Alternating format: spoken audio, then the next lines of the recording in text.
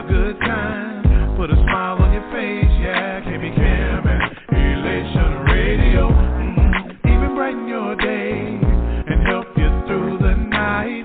Bring you good music. KB Cam and Elation Radio. And here's your host, KB Cam.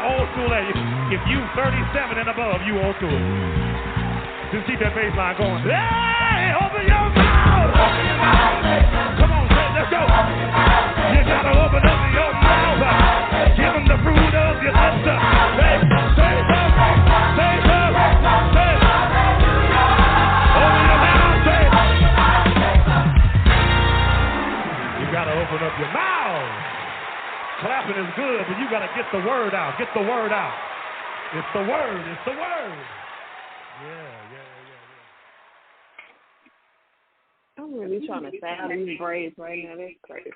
Okay.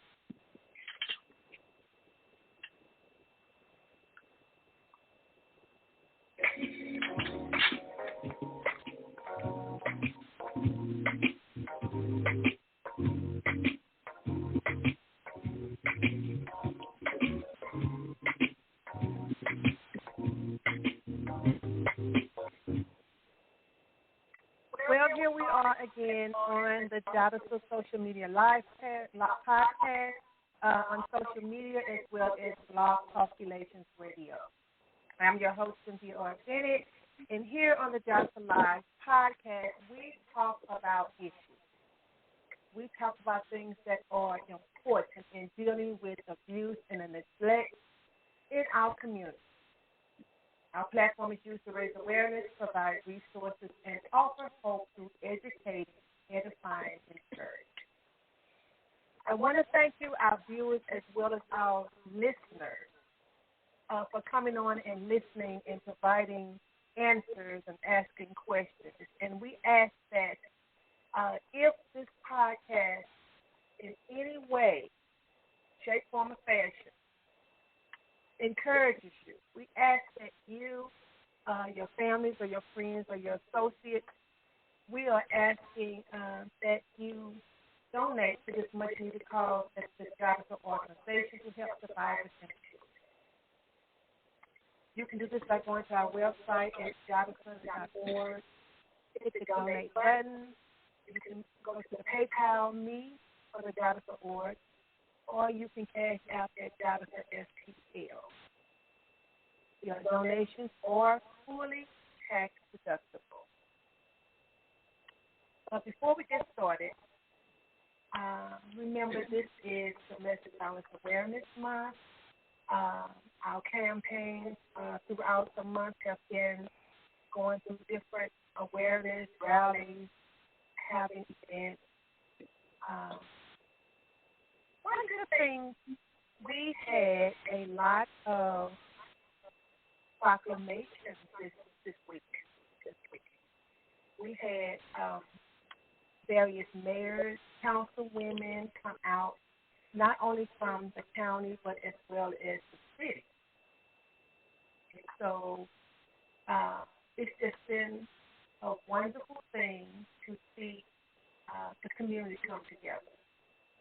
And that's what we are working on. That's what we are looking for. So I just want you all to know some of the things that we have going on. And I kind of want to read something else out, if you don't mind. And I'm going to share this. Great.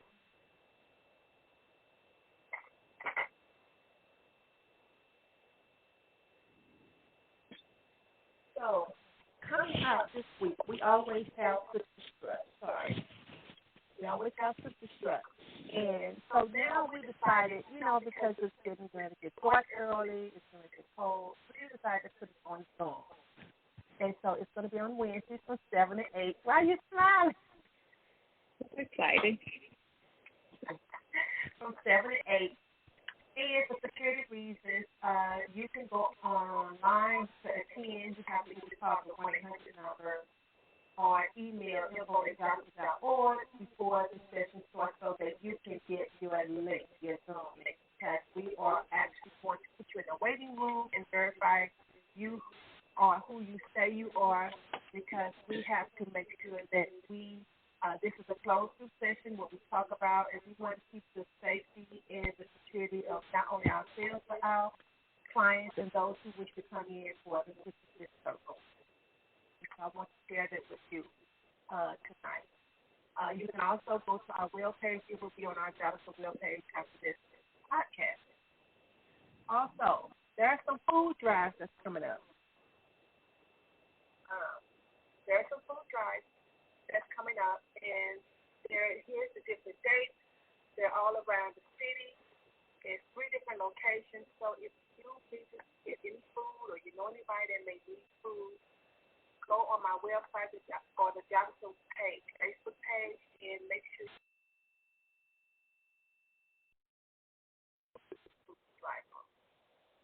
So I have this one at the Building Community at Martin Luther King. This one here is at Lively Stone Church of God down on St. Louis Avenue. And those are the dates and times, as well as Berea Urban Secretariat Church. So again, I will have these on our social media page. So go to our Facebook page where you can see this information, like it, share, send it off. Somebody may need that information. So I just want to kind of share that with you before we go forward. You guys, let me know if you hear any feedback to the website, to the platform, because we're trying something different. And so I think on Blog Talk Radio there is feedback. So if you can turn your sound all the way down to as well on your phone, even though we have our earphones on. Thank you. So today we brought back somebody from last week. We're trying to fix this.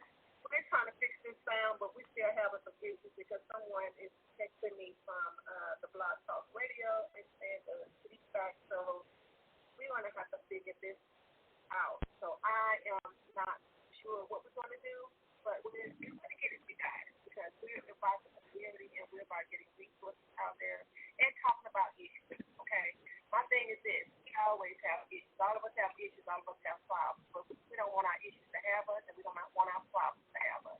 So we're gonna talk it out, and we're gonna talk about it. Okay. So we have a young lady from last week, Miss Keandra Jones. She is with the Neighborhood Health Network. Healing Network. Neighborhood Healing Network. Yes. And she is going to talk to us about her organization, but also in talking with this young lady and when we met, she shared some things with us. She is also the victim, the female victim of those 5 people who were shot at the Normandy High School alumni bonfire in 2019, correct? Correct, yes. All right. Okay, and because of that, she came up with dealing with trauma. So she's a part of this initiative that's in St. Louis, and we're going to talk about it. And then she's going to kind of share her story and some of the things that she's dealt with that maybe it can help our viewers who deal with trauma. And, some of the things that we need to look out for because some of us can be dealing with trauma and not even know it. My trauma may not look like your trauma. Your trauma may not look like mine, but that don't mean we're not going through trauma. So, Keandra, thank you for coming on to the podcast today. I really appreciate it. We're trying to come and fix this thing what we did last week because a lot of people really enjoyed it, and they wanted to do part 2, so this is like part 5. Right. This is the last week. So thank you for coming on to the Jadas Alive podcast. Thank you. Like she said, I am Keandra, and good evening, everyone. So last week we did talk about what happened to me at the bonfire. Against my better judgment, I decided to go. It was a lot of people. It was really nice. I will say that in the beginning it was no problem until a fight broke out, and then they started shooting. And unfortunately, I was one of the ones that got shot. I got shot in the foot. My whole foot was shattered. And unfortunately, the bullet is still in. It's lodged in my bone. So if they take it out, it's going to hurt worse. If they leave it in, it's going to hurt. Either way they go, they decided that they would let me, determine how I would feel. So as of right now. Can you hear me? Yes. It's going to hurt. Can they take it out? So why would it hurt if they take it out? So the reason why it would hurt if they would have taken it out is because I would develop arthritis sooner than later. Because they would have to go in and they would have to drill the bullet out of my bone. And they say bone doesn't grow back. So they feel that arthritis would have set up sooner than later, opposed to leaving it in and arthritis setting up maybe later. And which, well, it's probably a mixture with what the Lord has said that no arthritis in your foot. So that has happened, and I haven't had any problems. The only problem I have had is trying to wear a shoe because I do have, like, the tip of the bullet sticking out of my foot. So not being able to put on a full shoe has been my situation. So I've had to wear open-toe shoes or a large boot like a Ugg or something like that. So, but today, the Lord is answering a lot of prayers, I should say. Today, I was able to wear a full tennis shoe. So we had, we had twin day today, and my good friend Leo that works with me, he bought me a tennis shoe, and I could fit it. We were dressed head to toe, and it was amazing. It was emotional. I will say it was very emotional for me earlier, for me not being able to wear a full shoe. Some people may not think it's something, but to me it was a lot. So I'm very grateful. That's awesome. And so it's a process. Because the healing is a process, which is what we talk about with abuse victims. It's a process. You can't look at other people and see whatever they're going through and say, well, why I'm still going through this and why they're not going through it. It seems like they bounce back quicker. Everybody's bounce back is different. Absolutely. And you can't monitor that. And so let me ask you this. What was going through your mind this night of this bonfire? Because from my understanding, it happened late at night, around about 11:30 or something? Yes. What was going through? You just got there? So, no, we've been there. We were there about maybe 8 or 9. So it was at the moment that it happened, I was thinking, Lord, let me be safe. Let me get out alive. It was so many people shooting. It was so much gunfire. I can definitely relate to a person that's been to war. It was just that bad. What caused all the gunfire? I mean, was it a fight? Was it some beef against one group against the other? I mean, what was the reason? Because the way it sounded like what you're just saying, like you was in a war, it was multiple people shooting. Absolutely. So apparently they had a fight that had broken out. And we all know, you living in St. Louis, probably everybody there brought their gun with them. So when they started fighting, everybody just brought their guns out and started shooting. I don't know if they were shooting at each other. Some people say they were just shooting in the air. It was just crazy. But yeah, I definitely can see or understand how somebody was at war. When you look at those movies and you see people down on the ground shooting and getting shot at, I definitely understand.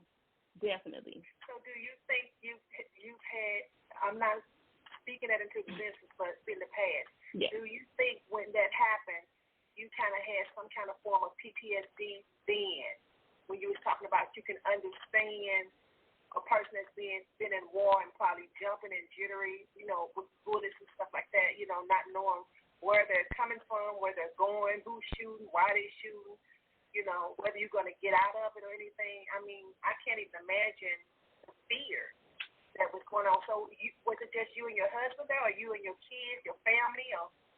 No, thank God it was just me and my husband there. And, yes, I believe that I had some type of PTSD from living in the city, hearing gunfire.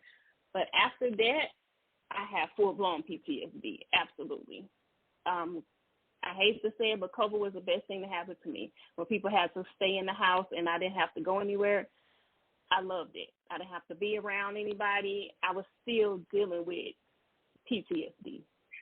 So share with our viewers and our listeners, what are some of the things you dealt with, because you said you felt like because of that incident you had developed that disease or that disorder. Mm-hmm. So I knew that, well, let me say this. I did not know I had PTSD until I seen a therapist. So the thing that bothered me was I couldn't look at, like anything bad that was happening. I was just crying for no reason. And I was starting to ask myself, like, why am I crying?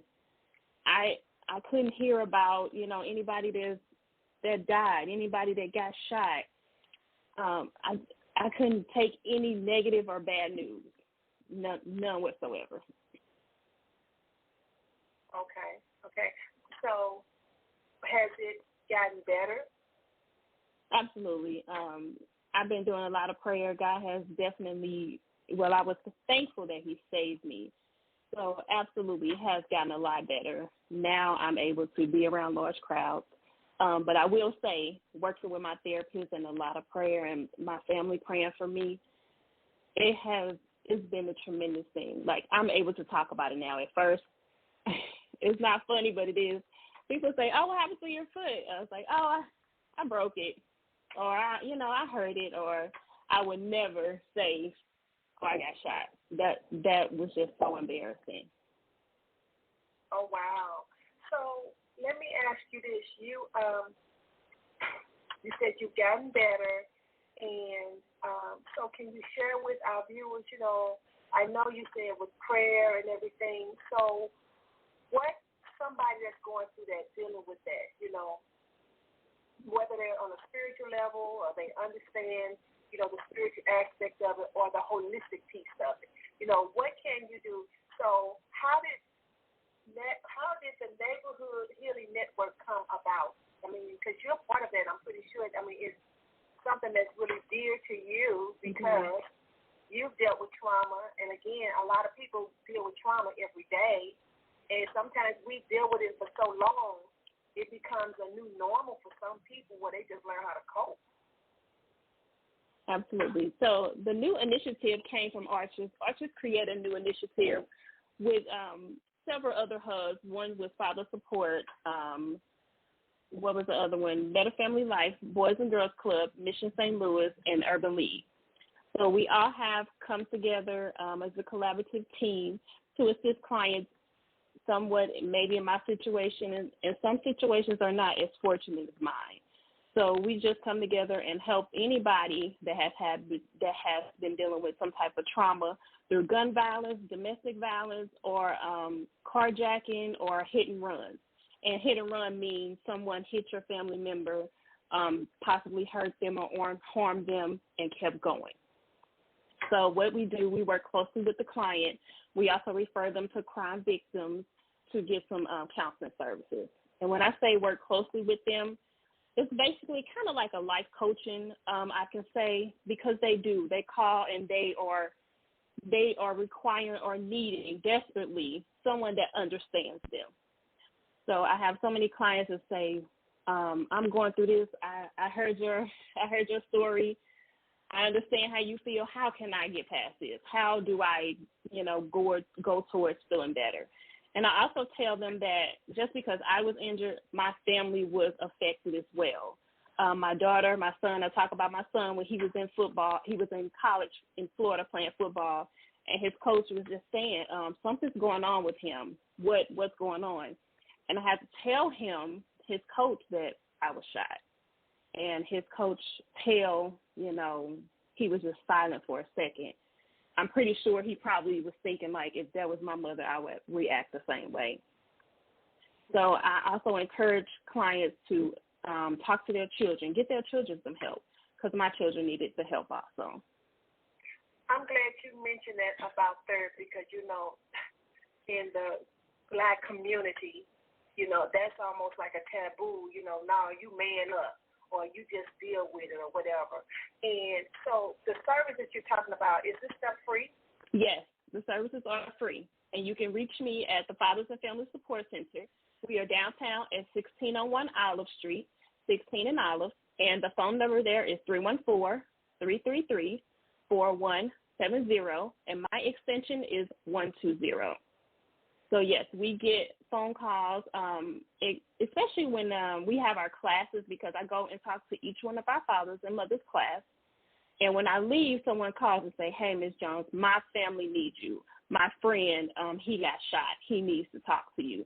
And when I tell you, they talk to me and they say, hey, I've never told anyone else this, but I feel so much better. Even just, getting it out, because a lot of times we don't want to share what happened to us because we fear retaliation. We fear so many other things because we living in the Black community, and that's what they think is normal.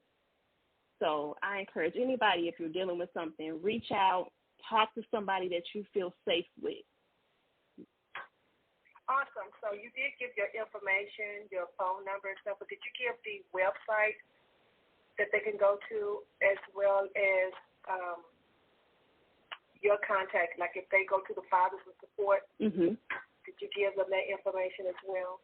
So they can go to the Fathers and Family Support Center at fathersupport.org, and we do have an NHN tab there. The NHN tab has everything that they need. My contact information, my email, my phone number, the address, anything that they may need is right there on the internet. Awesome.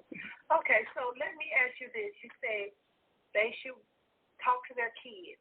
There's some notable changes that you see in your daughter, or did somebody have to say something to you? Did she act like she functions every day and everything? I mean, or did the attitude change, the behavior change? Was she withdrawn or anything? So, yeah, and her attitude changed. Also, COVID had a lot to do with her being isolated in her room doing homeschooling. So I just started to ask her questions like, what's going on? And she finally opened up and said that when they told her that I was shot, she thought I was dead.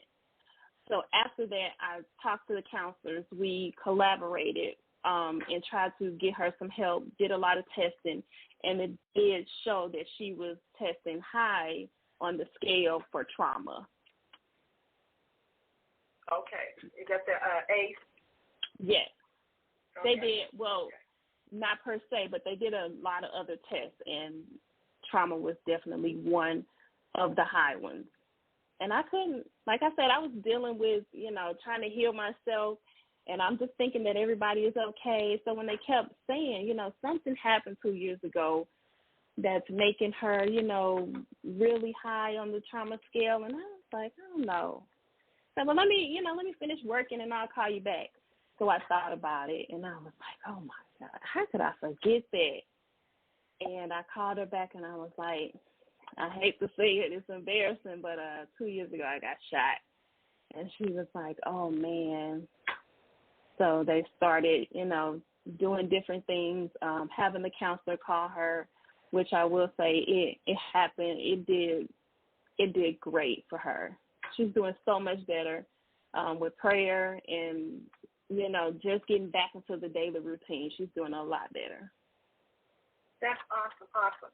And so I want to talk about that. Of course, prayer changes everything, of course, and I am a big prayer warrior myself, but because we're a community-based organization, we deal with the community, which is all groups of people. Yeah. Some may be believers, some may not be believers, some may not know what to believe. What are some other things that you can do until you get to that where you can see someone? Something like meditating or, watching a movie or going to the park and looking at greenery. What are some of the things that can kind of bring that stress level down a little?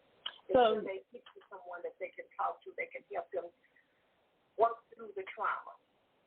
So those are one of the things that I do with the clients kind of one-on-one, give them tips and other things like self-care, help them to create boundaries. Because when you're going through trauma, if you don't feel like talking about something, it may take you back. You have to learn boundaries with people because they won't know. I have to often tell them they don't understand what you're going through. They just don't. They try, but they can't because they've never been in your situation. So you have to get them to understand that. So then you will feel better because you will feel like, hey, nobody ever understands me. You don't understand what I'm going through. You don't understand how I feel because it's a mental thing. It really takes a toll on your mind, especially when something happens that you never thought that would happen a day in your life. So, yeah. Or you think about why me or why did this happen to me? You kind of question yourself and try to go back and think. And so that part, and I want to bring that because I know we have some viewers that may not have been shocked or gone through that type of trauma, but they've gone through trauma as far as domestic abuse, neglect, verbal abuse, even in a marriage or, maybe it's not just a marriage, maybe it's in a siblings fighting together or even in a household where one sibling was favored over the other and then there's caused some friction and stuff. And it brings some trauma. Absolutely. And so sometimes we talk about you have to know your triggers because something is always triggered. So has there ever been any triggers for you that something happened and it just takes you back Absolutely. The 4th of July and New Year's Eve always takes me back. So. Oh, wow. Oh, absolutely. And the clients that I speak to that have been shot, they have the same thing. It's that gunfire. Now you're saying the 4th of July and the New Year's is not the same anymore for you as far as celebratory? No, not at all. I'm going to be in the house, in the basement, because I feel that, I will be safe there. Because, like they always say, bullets don't have a name on them, and I believe that. So I try to get myself to a safe place where there is no situations, no problems. So that's by myself in the basement. But do you all accept volunteers? How can a person partner with you or partner with the Neighborhood Healing Network? They're not an organization. They're just a person. They maybe been through some trauma or they've healed themselves and they want to heal. How can they come in and partner or be a part of that organization as a volunteer? Yes, we are definitely always looking for volunteers because right now it's a one-person show. So I am assisting clients. I am trying to get the word out. So if they want to help and volunteer and come and help pass out flyers, go to events, they can definitely either email me at kjones@fatherswithans support.org, or they can come down to the office at 1601 Olive Street, St. Louis, downtown St. Louis, or they can call me, 314-333-4170, extension 120, and I can get them connected to our HR department, and we can start the process. Awesome. So do you think they would be beneficial to maybe participate in one of those support groups just to see how you handle the group, of course, not the one-on-one, but when you have a group circle or something, just to get the feedback, to see what people are doing, how you're responding, because it's going to help them as well. So is that part of the process, how from the beginning till they call you to get in the door and they start volunteering, what does that look like? So it just depends on the volunteer. Some people say, hey, I don't want to be in the field, which means they don't want to go out or pass out flyers.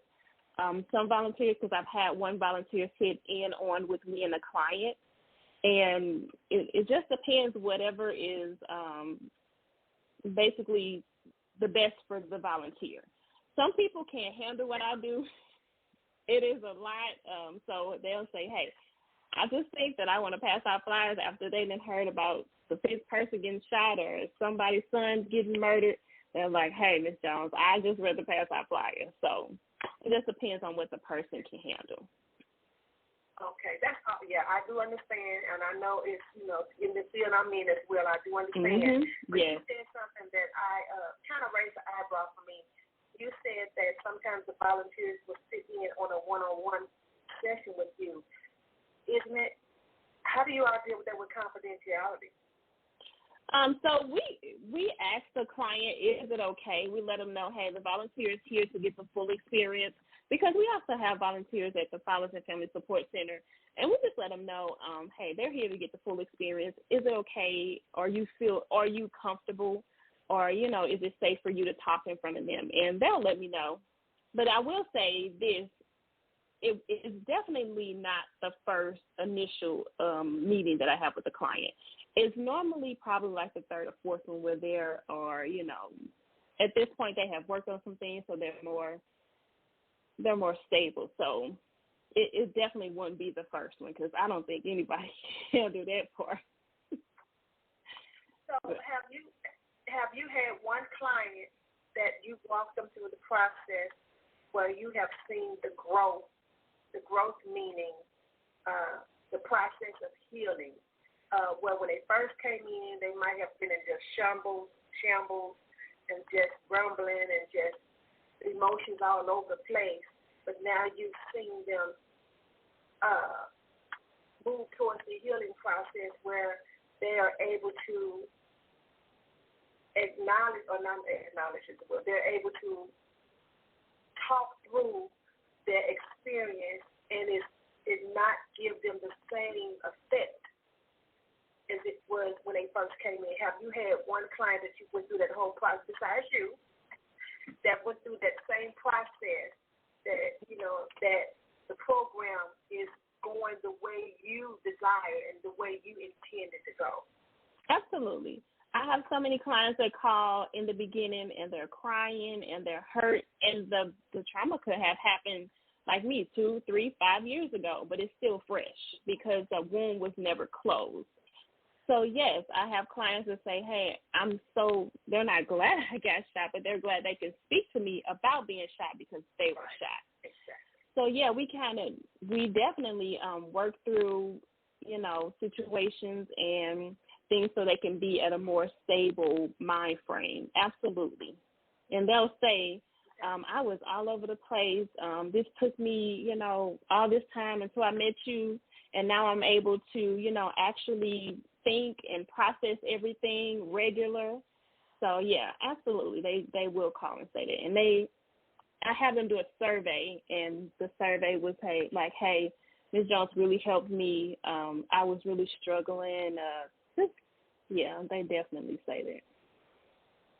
So have you guys had a circle where you asked some of them to come back and share? So the people that's probably right here can hear the whole process of somebody else that's been through what they're going through.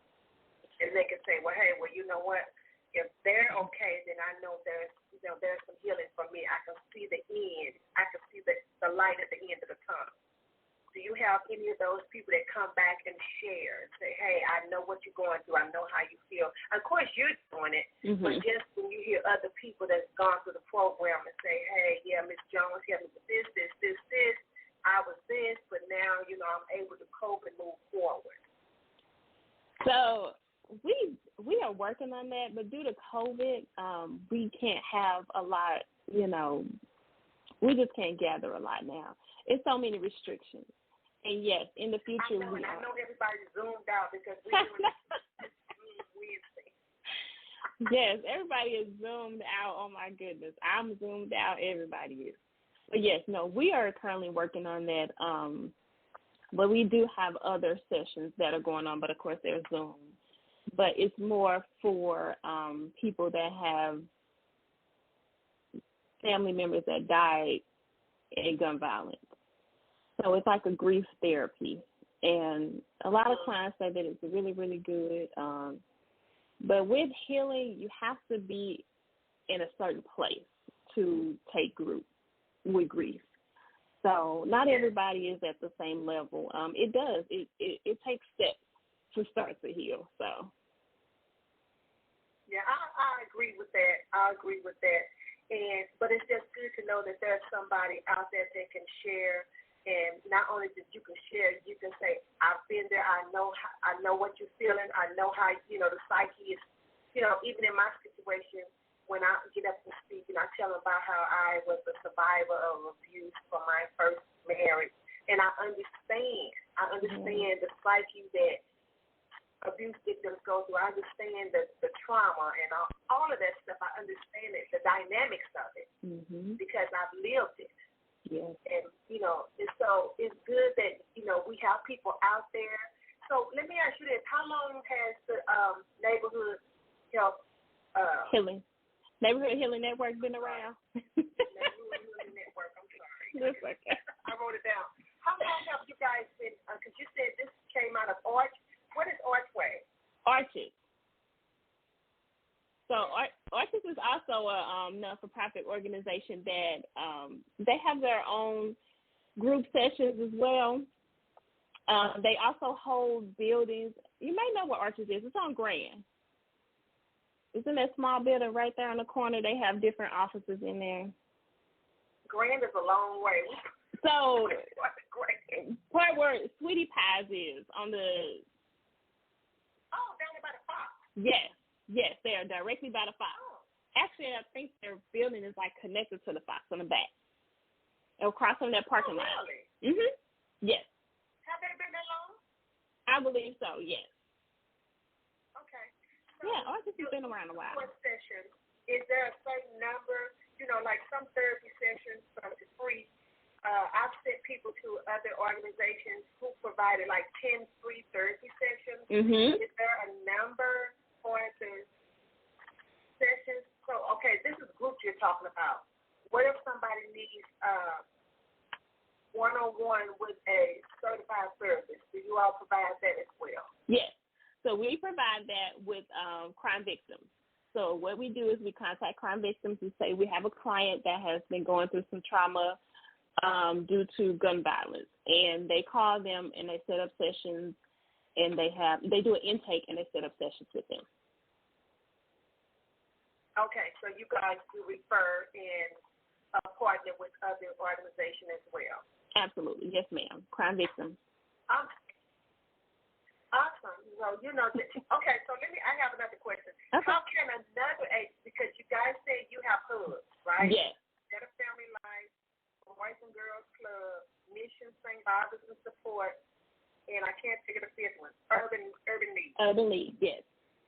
So how can another nonprofit partner with you guys? So artists will have to make that decision. So if they want to partner with us, they can contact me, and I will get them to who they need to speak with. Brittany Raffer is the person that's over Arches. So, yeah, I will have to discuss that with her. Okay. Yeah. But that is a good question because they always ask that. Well, yeah, I always ask because, we're a collaboration of efforts. You came out to thank you for coming out to the vigil. Oh, yeah. I'm glad you were able to get to meet the politicians, the elected officials, because, it's a community effort. What I do, our organization, what all the other organizations we deal with, partner with, collaborate with, this is a community effort. Yes. And I always tell the people I'm talking to, Jadas is a community-based organization. You're the community, so therefore you're Jadas. I want people to take ownership of Jadas because I want them to say, hey, this is the organization that's for me to take ownership, you know. And that's the only way we are going to be able to make a serious footprint in St. Louis is when all the social services agencies come together to be a resource for every avenue. If I have something I can't do, okay, you need to go contact Keandra Jones because, this was abuse, but maybe this person died at the hands of the abuser. And not only, the families grieving, kids grieving and stuff like that, that was a crime. Okay, so now we need to partner with somebody else because we want it to be a holistic approach. Because not one organization got it all. Mhm. And that is definitely this is not a one-stop shop. Right. One organization. We have different people because we have to get in the habit and we have to understand that we need to heal families. Absolutely. We need to heal families because so go the family, so go the community. Yes. And if anybody is watching and they have a resource, because so many need it. Now the children are getting younger, and now we're needing therapists for play therapy, for the children that can't speak, but they have seen some things. These children see a lot. They see their mother being murdered. They see a lot. So I would just say that. Exposed to a lot of stuff that I have never been exposed to. Absolutely. That's some of the conversations I listen to and I hear them say, I have to keep a straight face, like the Bible says, make your face like flint. I have to keep a straight face because I don't even want them to know how shocked. There's some of the stuff that comes out their mouth like, first of all, you don't even really know your ABCs that well. Absolutely. How did you even know how to put those words together like that to know that's the way it's supposed to be or that's what you're trying to inflict? It's just, it's mind-boggling. But we have to reach our families, and it's about that, and it's about educating, and that's what Jadas is doing. We actually had a young man that approached me and my husband the other day, and they said that even when I was up speaking about domestic violence and talked about it, they just said they have a whole new outlook on it. Yes. Yes. And that's what educating is about, educating people to understand, because our thing is we don't want you to just get out the home, go to a shelter, and there is no forming of the mind. There is no new information replenishing of the mind, because guess what? If there's no replenish, you're going to go back and do the same thing. Fall into the same thing. Yes, ma'am. Different results. And they say that's considered insanity. Yes. Keep doing the same thing, but expecting different results. And so now we have to communicate and educate, edify, and build them up. Educate you, edify you, build you up, and encourage you to go on so you can share with somebody else. And that's what we need to do as a community in all of these communities, come together. And I believe something is on the horizon. I think what we did with the shattering the silence, stopping the violence, all of that, all the agencies coming together and talking to elected officials, I believe now is the time. This is the Kairos moment. And I say it all the time, this is the Kairos moment. I always say this is the Kairos moment for women. But it's the Kairos moment for us to exact change. Because now, we're not hearing words no more. We need action. Absolutely. Open your pocketbook. You got money. The people in the community, we don't need you to come up and say things and then the people go back and live the same way. Those days are over. Yes. And so I think what we're doing today and coming together to with a holistic approach, dealing with the mind, body, and the soul. Yes. I think that's what is needed very much so. Absolutely. And trying to provide those wraparound services. Yeah. So anybody that's listening, that's on this podcast, if you have any information or any questions you want to answer, I'm going to ask Keandra to give her information again. And also, you can also share this video or this podcast. It's on our Jadas Facebook page. It's on my Facebook page, Cynthia Bennett, and I believe it's on Keandra. Is it Keandra Jones? Yes. What's your Facebook page? Keandra Jones. Keandra Jones Facebook page. Share this out to other people that you know that may, because we know crime is on. They already said St. Louis is up there. We may not be number one, but we up there with crime and victim crimes and stuff. So share this podcast. We got resources. We're here. If we can't get you the information, we definitely can refer you to the right people so we can get the help that's needed in the community, because the people need the help. Absolutely. The people need the help. When you deal with something so long, I believe that's when mental illness come in. Yes. Stuff that hasn't been dealt with and just exacerbated and thrown under the rug and covered up. Mm-hmm. And that's how, I think that's just how mental illness is just formed. One of the reasons. Yes. Because unresolved issues. Absolutely. That family secret. So give your information again. Okay, so I'm Keandra Jones. I am down at the Fathers and Family Support Center, and my program is the Neighborhood Healing Network, 1601 Olive Street, downtown. The number is 314-333-4170, extension 120. My email is kjones@fatherswithans.support.org, and you can also go to our website at fathersupport.org. Awesome. So again, if you know anybody that's dealing with some type of trauma from gun violence, trauma from domestic violence, trauma from abusive home, trauma from neglect, whatever kind of trauma, reach out. Yes. Reach out. And also, of course, because we are dealing with domestic violence, we are dealing with abuse. Abuse comes in all forms. We are dealing with neglect that's in the community. If you or someone you know is a victim of domestic violence and abuse, we ask you to call the hotline number at 1-800-799-7233, or you can call the hotline.org. I am going to leave you with the scripture. I always go with the scripture because that's who I am. And that scripture is Jeremiah 29:11, where he says, "For I know the thoughts that I think towards you, says the Lord." He was talking to Jeremiah. And that's thoughts of peace and not of evil, to give you an expected end. What he is saying is, God told him that he is thinking good thoughts of us. Good thoughts. Thoughts of peace. He's not thinking evil thoughts towards us. He's thinking good thoughts because he wants to give you the end that you expect.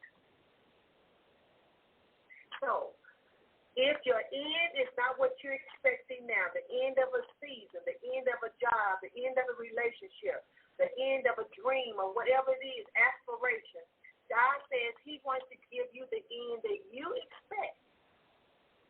So there is still hope. Again, I want you to know that Jadas is a community-based organization. You are the community. Therefore, you are Jadas. Remember, it's Jadas 24/7, 365 days, all day, every day. I want you to be safe. I want you to be well, and I want you to be whole. And with that being said, good night. Yeah, okay.